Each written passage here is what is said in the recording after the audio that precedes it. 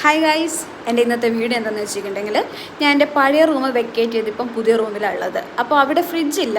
അപ്പോൾ അത് വാങ്ങാൻ വേണ്ടിയിട്ട് ഞാനും ഹസ്ബൻഡും കൂടി ഒന്ന് പുറത്തേക്ക് പോവുകയാണ്. അപ്പോൾ ഫ്രിഡ്ജ് വാങ്ങാൻ മാത്രമല്ല ഞങ്ങളുടെ ലക്ഷ്യം, വേറൊന്നും കൂടിയുണ്ട്.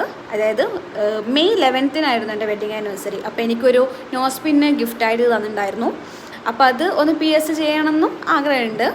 പിന്നെ ഞങ്ങളിപ്പം കയറി ചെല്ലുന്നത് ദമായിജിയുടെ ഷോപ്പിലാണ്. അതിനു മുന്നേ ഞങ്ങൾ എത്രയോ ഷോപ്പ് കയറി. ബിക്കോസ് അവിടെ കയറി ഇറങ്ങിയതിന് ശേഷമായിരിക്കും എനിക്ക് ഓർമ്മ വരിക, അയ്യോ വീഡിയോ എടുത്തില്ലല്ലോ എന്ന്. ഇതും പെർഫെക്റ്റ് ഒന്നുമല്ല വീഡിയോ, ബിക്കോസ് എനിക്ക് എന്നെ ആരെങ്കിലും ശ്രദ്ധിക്കുന്നുണ്ടോ എന്നുള്ള രീതിയിൽ എടുത്ത വീഡിയോസാണ്.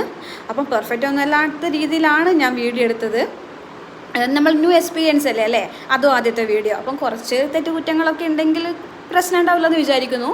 പിന്നെ അവിടെ നല്ല ഡൈനിങ് സെറ്റും കാര്യങ്ങളൊക്കെ കണ്ടു കേട്ടോ. എനിക്ക് നല്ല രീതിയിൽ ഇഷ്ടപ്പെട്ടു. പക്ഷേങ്കിൽ എനിക്ക് വീഡിയോ എടുത്ത് നിങ്ങളെ നല്ല രീതിയിൽ കാണിച്ചു തരാൻ പറ്റിയില്ല.